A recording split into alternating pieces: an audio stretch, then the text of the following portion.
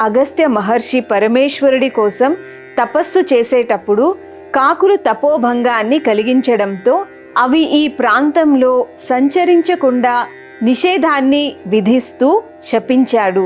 అందువల్ల ఇక్కడ కాకులు కనిపించవు. ఆ తర్వాత తపస్సును కొనసాగించాడు. అప్పుడు పరమేశ్వరుడు ప్రత్యక్షమై స్థలం కైలాసాన్ని పోలి ఉన్నందున శివుణ్ణి ప్రతిష్ఠించమని చెబుతాడు.